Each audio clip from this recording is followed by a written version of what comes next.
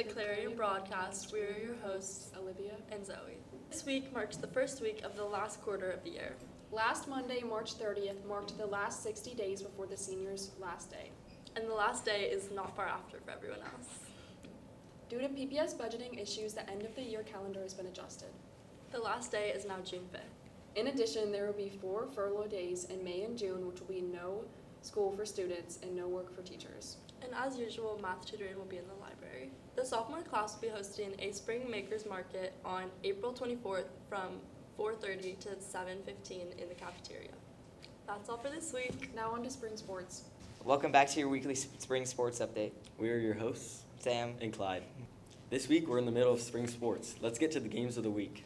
Varsity tennis is against Centennial on Monday. Girls home, boys away. On Tuesday, varsity boys baseball will play against Lebanon. And on Wednesday, varsity track has a meet at home against Roosevelt. Varsity softball has a home game against Lincoln. Also on Wednesday, varsity girls lacrosse will have a game. On Thursday, varsity girls golf has a tournament at Red Hill Golf Course. And varsity tennis competes against Central Catholic. And varsity boys baseball has a game against LaSalle. And on Friday, varsity girls softball has a home game against Franklin. Boys volleyball has a home game against Putnam. And varsity lacrosse has a game. That's it for this week. See you next week.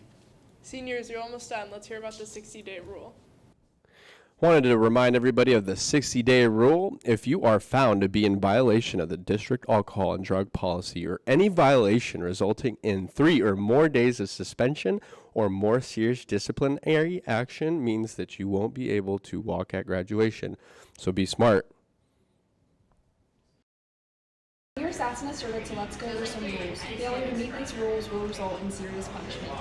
All immunity gear must be worn correctly. Both arm floaties worn on your arms, Goggles above your neck. and swim caps on your head.